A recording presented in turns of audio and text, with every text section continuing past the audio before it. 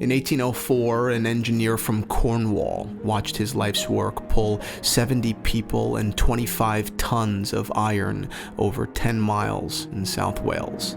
The locomotive was born, and the world became a different place. But disaster always trails development by a yard.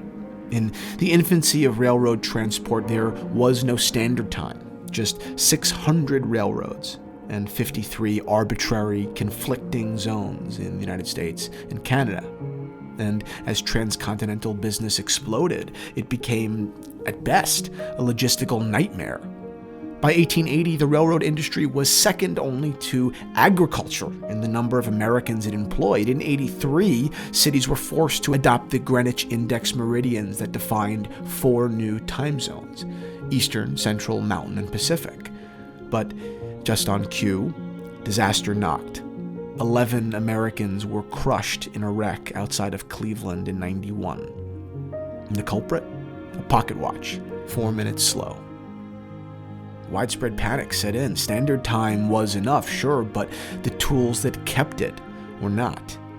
North American Transit needed reliable watches, as accurate as they were legible. Watches designed to keep the country's trade and travel safe and on time, without fail. But from there, trains slipped past each other, freight flew, crowds brushed, and schedules were kept.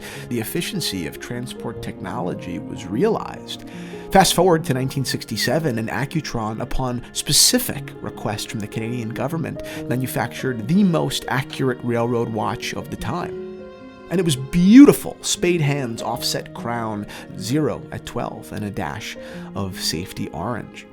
Beside it, here a piece of their legacy collection, inspired by the past but built for the future.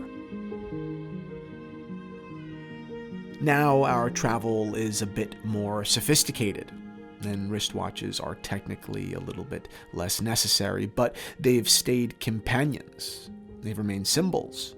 This is a piece of history of Western industrialization. It's not just made for conductors, it's for men and women. It's for travelers to glance at while shooting emails and catching trains, and when we remember, enjoying the right light. There's very little we agree on these days, but the time, we have to. Wherever we are in sync.